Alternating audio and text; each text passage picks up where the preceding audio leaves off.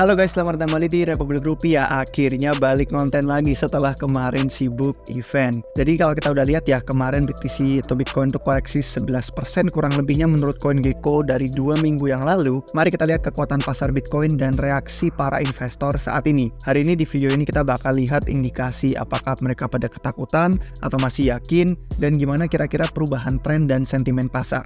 Oke, let's go.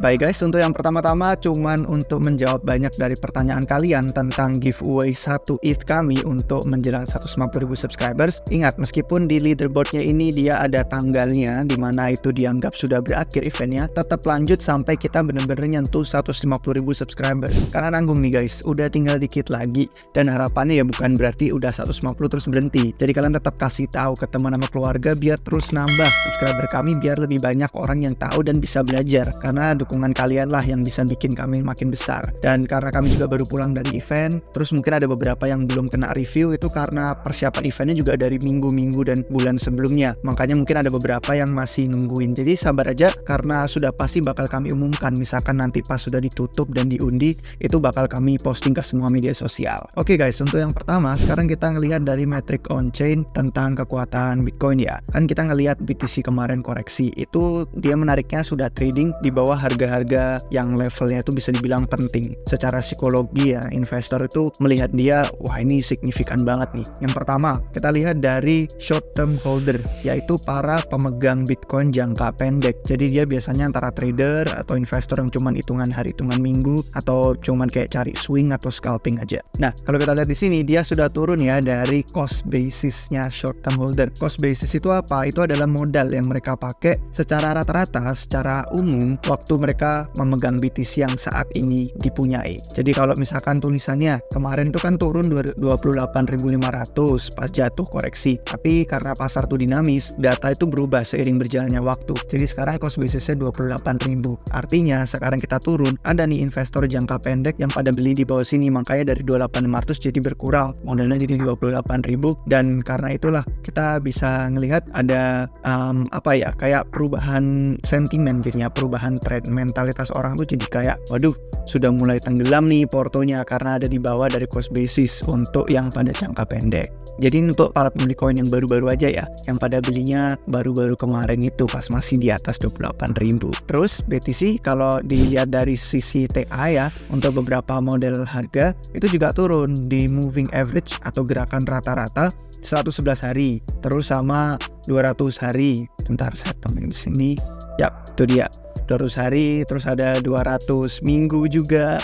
Jadi bahkan tren lain atau garis tren yang secara 4 tahunan ya untuk siklus halving aja juga turun di bawahnya nih. Kalian bisa ngelihat, kalau mau sekalian di zoom in tuh, dia jebol sekali di bawah 3 itu. Yang terakhir di bawah adalah untuk garis yang 1 tahun, 365 hari moving average, dan itu ada di kisaran 23 komaan. Jadi kalau kita lihat untuk para trader TA, untuk orang-orang yang membaca tren jangka pendek, penurunan harga ini jadi mirip mentalitasnya sama yang metrik on-chain pertama tadi saya tunjuk. Intinya sudah pada tenggelam portonya untuk yang beli Bitcoin jangka pendek, karena mereka belinya pas masih di atas 28.500 kemarin. Nah, artinya sekarang bisa dibilang asumsinya bears nih yang memegang kendali, dan untuk para investor yang pada bullish atau bulls disebutnya, itu harus kerja lebih keras. Intinya harus kerja lebih keras biar bisa ngebenerin nih saat harganya Bitcoin, biar bisa kuat lagi. Nah, apakah yang terjadi kalau kemarin itu koreksi turun? Biasanya kan kerugian signifikan. Ada istilahnya kayak kapitulasi. Kapitulasi itu intinya kayak orang yang udah pada nyerah, jadi kerugiannya signifikan, yang tadinya nggak mau ngejual jadi terpaksa ngejual. Apakah itu terjadi di koreksi kemarin? Tidak begitu ternyata guys. Kita lihat di metrik yang ini, net realized profit and loss. Ini merupakan keuntungan dan kerugian yang sudah dirasakan para investor. Jadi bukan cuman yang kayak berubah di layar doang ya. Misalkan nih, saya beli Bitcoin terus untung 5%, kan kadang di layar antara di laptop atau di HP itu kelihatan naik 5%. Tapi kalau belum bener-bener dijual, kita belum merasakan keuntungan itu. Sama halnya dengan kerugian itu. Karena ini udah realize, orang udah bener-bener rugi ya rugi. Dia ngejual lebih murah daripada pas dia pertama beli. Dan kita lihat nggak parah nih. Kerugiannya bener-bener kayak kita harus memicingkan mata gitu ya, baru bener-bener kelihatan. Meskipun memang ada di kisaran ratusan juta dolar kerugiannya. Cuman kalau dibandingin sama penurunan dan koreksi pasar selama 3 3 tahun terakhir ini ada yang jauh lebih parah ya. Bahkan yang tahun ini aja, yang momentum bullish saja, karena orang-orang pada kena gocek ya, akhirnya jadi banyak kerugian di situ. As ini FTX sudah jelas, terus ada Terra sama Three Arrows Capital juga jelas, tapi yang kerugian saat ini kayak bener-bener minim banget, harus dipicingkan matanya baru kelihatan. Terlepas dari orang-orang yang pada panik dan ngerasa kayak koreksi ini, waduh trauma, nggak lanjutin bear market. Nah kalau misalkan kita beralih sekarang ngelihat ke kelompok investor Bitcoin yang utama ya, yang mengalami kerugian besar, itu sebenarnya para short term holder yang dari tadi kita bahas. Orang-orang yang pada megang Bitcoin hanya untuk jangka pendek aja. Supply coin yang mereka pegang tuh pada beratnya ada di atas harga 28.500 tadi, dan tekanan jual dari koin mereka jadi secara pesat tuh masuk ke wilayah kerugian. Itu biasanya kita lihat dari adjusted SOFR.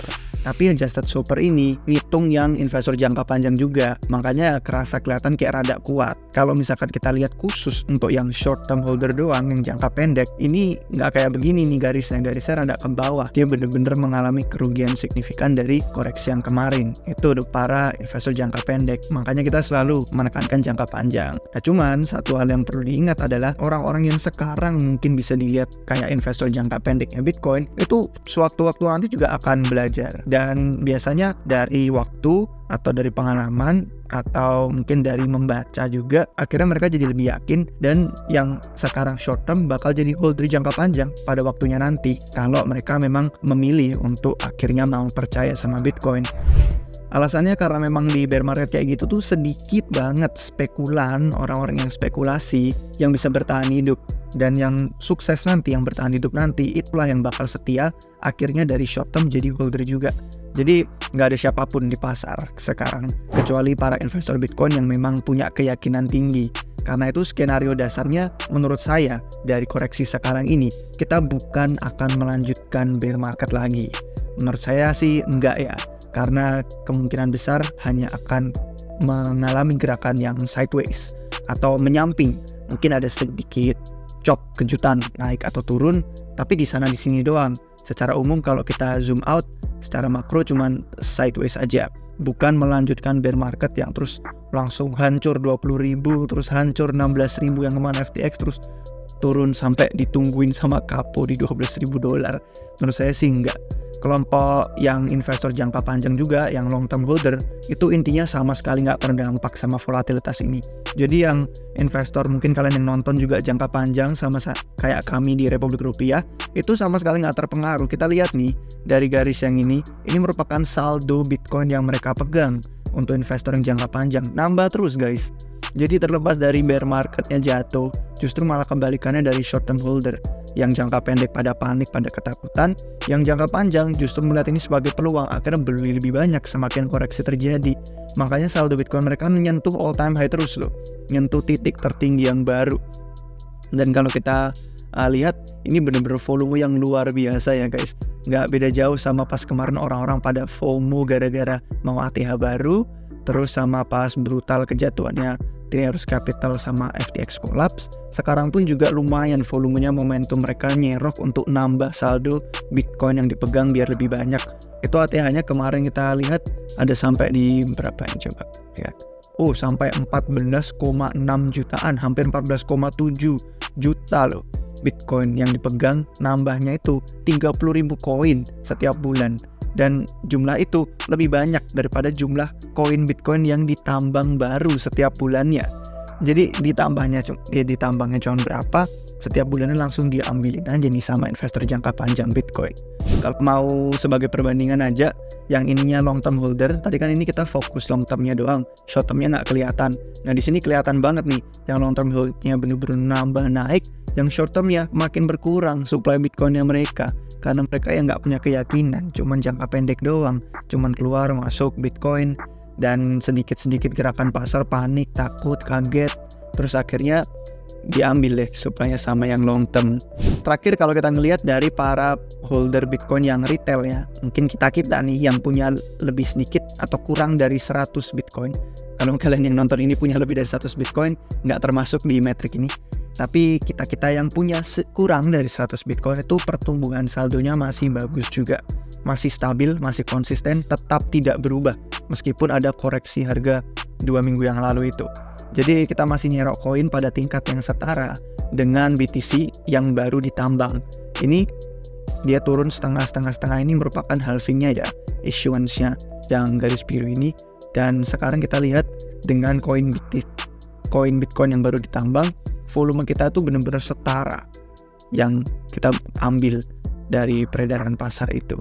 Ya memang nggak sekuat sih pas kita akumulasi pasca kemarin ada Luna hancur, ada FTX hancur, itu benar-benar akumulasi seroknya banyak banget dibandingin sama Bitcoin yang baru ditambang segini yang dibeli segitu banyaknya. Nah sekarang tetap kuat meskipun nggak sebesar kemarin, tapi volumenya itu luar biasa serius. Dan kesimpulannya apa sih guys? Kita bahas semua ini. Itu artinya adalah dengan semua pertimbangan tadi, kalau kita mau ngomongin soal sentimen pasar Bitcoin sekarang, kita respect aja koreksi harga yang terjadi kemarin. Gak perlu ditakutin, gak perlu merasa trauma PTSD seolah-olah kita bakal masuk ke bear market lagi lanjut. BTC memang jebol dari beberapa level harga yang utama tadi. Secara psikologi itu kayak ada dampaknya lah signifikan. Cuman asumsinya bears megang kendali, ya artinya yang para bulls harus kerja lebih keras lagi aja. Mereka harus bermain seimbang nih, karena yang bears ngelawan. Jadi yang bullsnya kalau bisa main seimbang, anggap nih kita kuat untuk pulih lagi kembali ke 28.500 kayak sebelum koreksi kemarin. Akhirnya nanti Bitcoin dapat momentum bagus untuk fondasinya lanjut terbang lebih tinggi menjelang halving. Cuman ya memang kalau ngomongin sebelum halving, memang butuh waktu untuk mengumpulkan kekuatan pasar itu. Karena ekspektasi saya juga mirip sama siklus-siklus yang sebelumnya ya. Pasar mungkin bakal lanjut bosen ini harganya ke depan. Cuman sideways doang, bikin orang bosen sampai kayak capek ngeliatin chart ya. Cuman gitu-gitu aja, nggak banyak peluang naik turun yang luar biasa gila. Memang kita lihat dari siklus sebelumnya pun sebelum halving, volatilitasnya seperti itu. 2015-2016 tuh sama. 2019 juga sama. Terus sekarang 2023-2024 sama juga. Gerakan harganya itu ya cuman sideways, membosankan, bikin orang yang nggak percaya, yang nggak punya keyakinan akhirnya capek. Ya udahlah, cut loss, keluar dari pasar, akhirnya ketinggalan peluang bagus mereka. Secara pribadi, kalau saya ngomongin soal harga Bitcoin, 26.000 itu nilai beli yang mantap untuk BTC. Jadi yang saat ini ya, apalagi kalau kita DCA, nggak perlu khawatir misalkan turun lagi masih bisa kebeli lagi. Jangan all in aja. Cuman kalau misalkan ada koreksi pun di bawah kisaran 22.000 itu deep value. Jadi nambah aja persentase DCA-nya yang sekarang misalkan berapa persen, kalau sampai ke 22.000 atau di bawahnya jadi lebih signifikan lagi nambah seroknya untuk akumulasi. Saya pikir nggak bakal lihat lagi sih ke bawah $20.000, cuman ya saya bisa salah. Siapa saya kan nggak bisa prediksi masa depan. Cuman kayak di bawah 20.000 atau nyentuh lagi FTX collapse 16.000 sampai ke bawahnya itu menurut saya kayak kecil banget kemungkinannya. Tapi itu cuman ekspektasi saya aja. Gambaran makro global kan sekarang juga sedang tidak indah-indahnya gambaran. Jadi bagian yang sulit dari bear market emang gitu kok guys. Rasanya kayak nggak pernah berakhir, tapi ada waktunya, pasti akan berakhir. Oke guys, segitu aja untuk hari ini, semoga bermanfaat. Kalau misalkan kalian suka, jangan lupa kasih jempol, jangan lupa subscribe ya, dengan video baru dari kami di Republik Rupiah. Tungguin video-video recap dari event yang kemarin kami gabungin, ada banyak kemarin, ada Soulbound, ada Coinvest. Nanti kita bakal posting di YouTube sama di beberapa media sosial juga. Terima kasih guys untuk yang selalu support kami sampai sekarang. Sampai jumpa kalian semua lagi di video berikutnya. Cheers!